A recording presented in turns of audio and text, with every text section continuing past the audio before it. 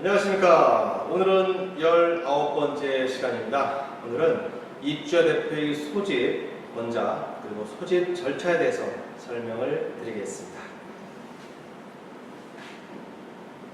자, 제일 첫 번째 소집 권자에 대해서 우리 법령 한번 읽어보고 같이 한번 내용을 이해해 보겠습니다.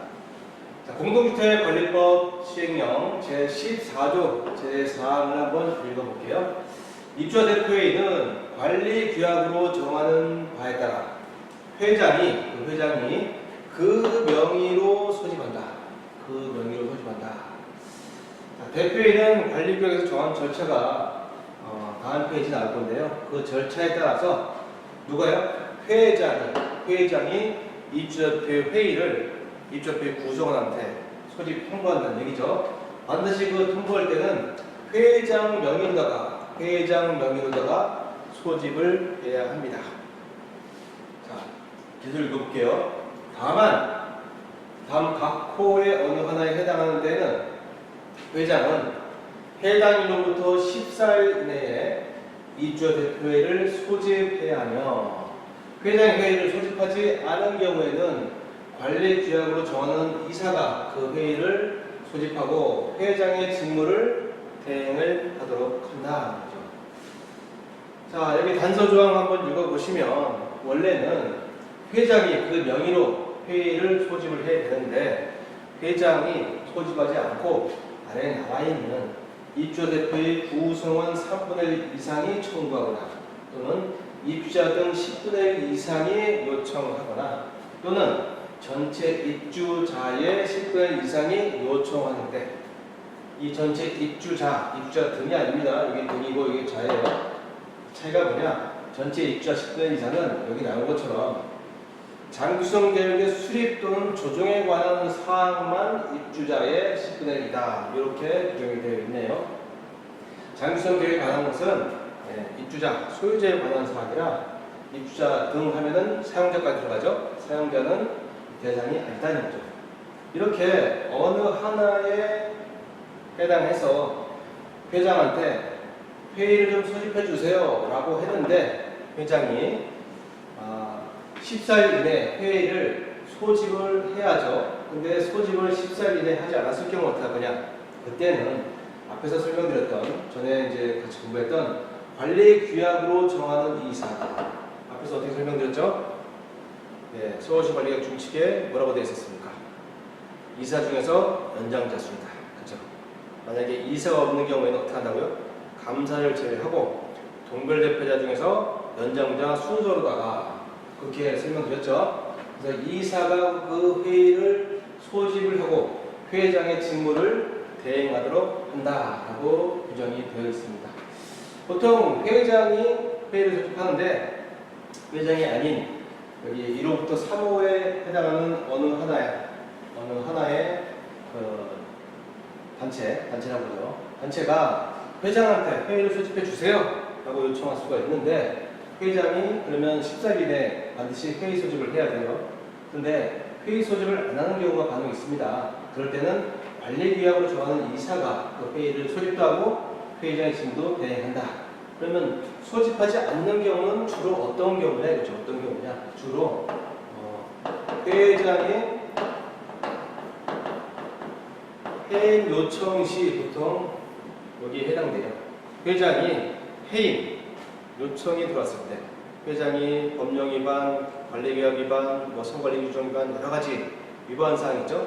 관리규약이 정한 위반 사항에 해당하는 사항에 해당해서 회장을 우리는 해임하고 싶습니다 라고 해서 회의를 소집해 주세요 하고 회장한테 여기 있는 분들 중에 하나가 회장님한테 요청하게 되면 회장이 자기를 해임한다는데 누가 좋아하겠습니까?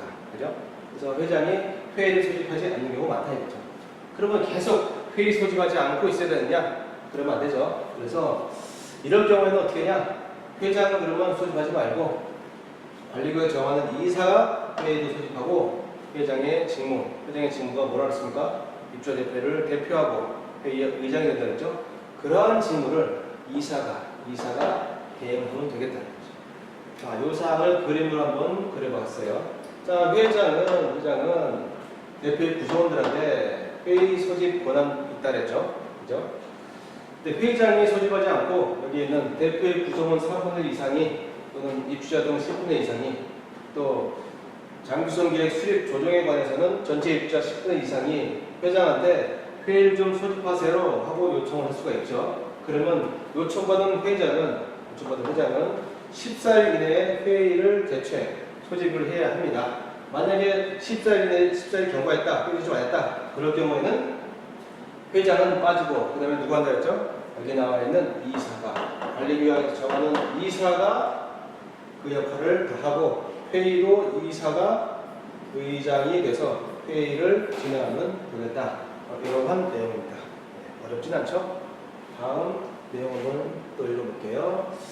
이번에는 자, 입주대표 회의 소집 절차에 대해서 우리 법령에는 나오진 않지만 관리규약 준칙에는 해당 내용이 나와서 같이 한번 읽어보고 또 그림을 통해서 이해를 해보겠습니다.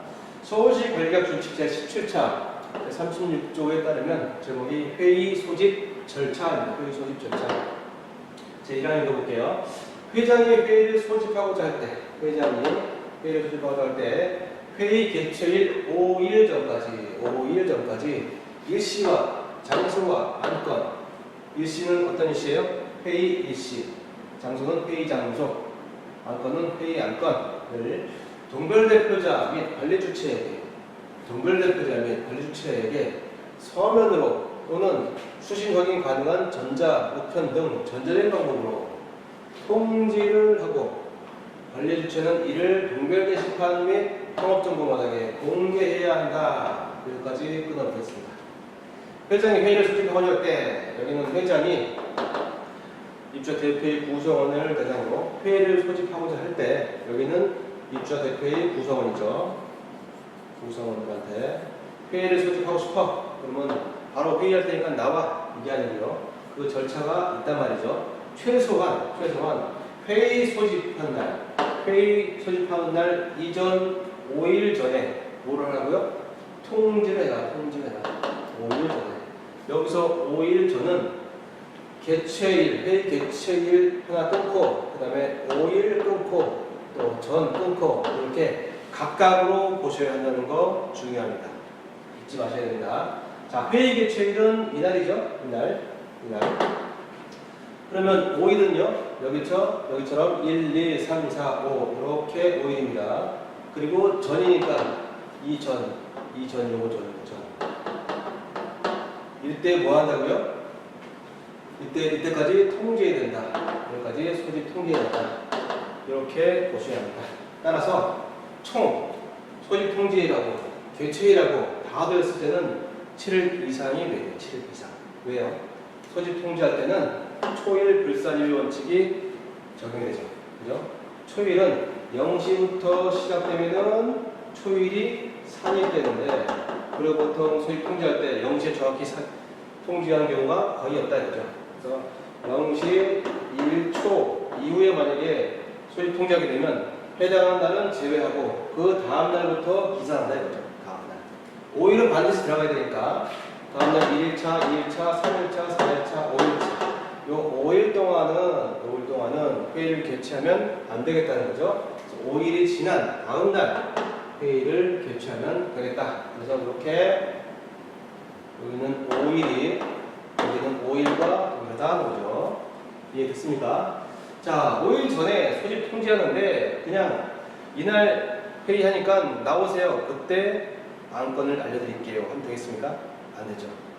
그 안건이 중요한 안건들이 대부분인데 그 안건에 대해서 미리 대표의 구성원들이 숙지를 하고 와야 된다.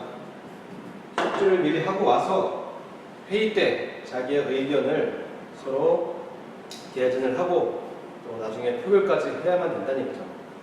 그런 거 없이 그냥 당일에 만약에 안건을 올려가지고 그날 알려주고 그날 처리하기는 쉽지는 않다 이거죠. 따라서 5일 전까지는 일시 몇 월 며칠 언제 또 장소 대표 회의실에서 안건 1호부터 10호 안건, 그래서 구체적인 안건을 전부 다 회장이 다 작성해가지고 누구한테요? 대표의 구성원들한테 전원한테 통지를 해줍니다. 통지. 언제까지요? 회의 개최 5일 전까지. 그래서 총 다 더하면 7일 이상 되겠다는 얘기죠. 그러면 회장이 대표의 구성원한테만 통지해주면 끝나냐? 그건 아니죠.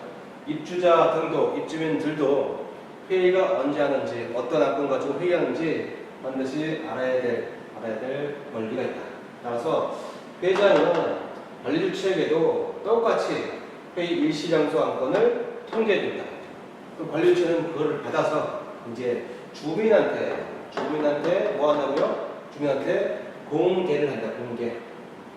공개 장소는 통합정보마당, 그다음에 동물 게시판. 통합정보마당과 동물 게시판이 있다는 얘기죠. 서울시 같은 경우는 통합정보마당, 서울시 통합정보마당이 홈페이지다. 아까도 홈페이지. 이 두 군데에다가 관리주체가 공개를 하게 되면 입주자 등이 몇 월 며칠 몇 시 어디서 어떤 안건 가지고 대표회의가 안건을 올렸구나, 이런 게 다 나온다는 얘기죠. 자, 다음 편 읽어보겠습니다. 이때 모든 안건에 대해서 사전 공개를 원칙으로 해라. 사전 공개를.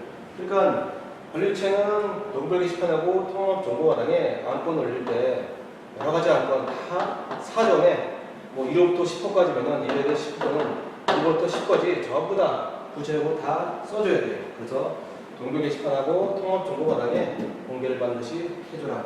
하나도 빠짐없이 모든 안건 전체를 사전에 공개를 원칙으로 해라. 여기서 주의할 사항, 기타 안건 등의 명칭으로 상정하는 것은 금지를 했다. 여기에 맨 마지막 기타 안건 했단 말이에요. 근데 회의 개최하는 날 기타가 굉장히 중요한 안건이다. 그러면 기타 안건에 대해서 대표의 구성원이나 입주자 등이 알 수가 없었겠죠. 검토할 시간이 없었단 말이에요. 안 된다.